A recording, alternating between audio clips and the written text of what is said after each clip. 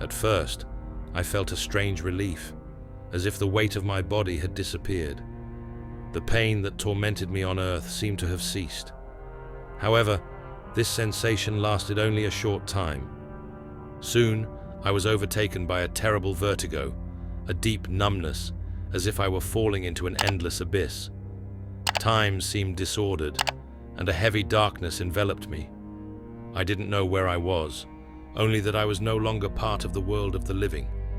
I tried to open my eyes, but all I could see were shadows and formless figures around me.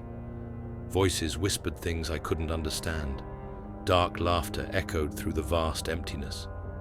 Fear began to grow inside me. Where had I gone? Why couldn't I find the peace I had hoped for? Then, I felt a piercing pain in my head, exactly where I had shot myself. Despair overwhelmed me. The suffering I tried to escape from was still with me. The act that led me to death hadn't freed me.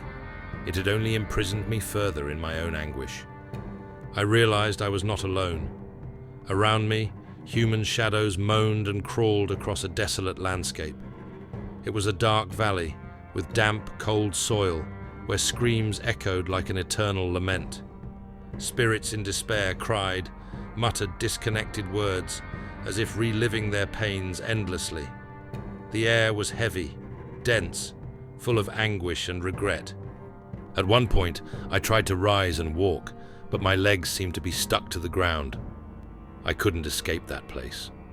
All I wanted was to wake up from a nightmare, but I realized that reality was even more terrifying than any dream. Without any sense of time, I wandered among those who also suffered, sharing their pains and my own regrets. It was then that a gentle light cut through the darkness. A group of spirits radiated a serene light, bringing with it an indescribable relief. One of them approached and spoke softly.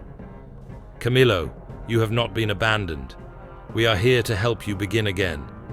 But first, you must understand the consequences of what you've done. You still have a long journey ahead, but you will never be alone." At that moment, I understood that death was not the end, but only the beginning of a new journey.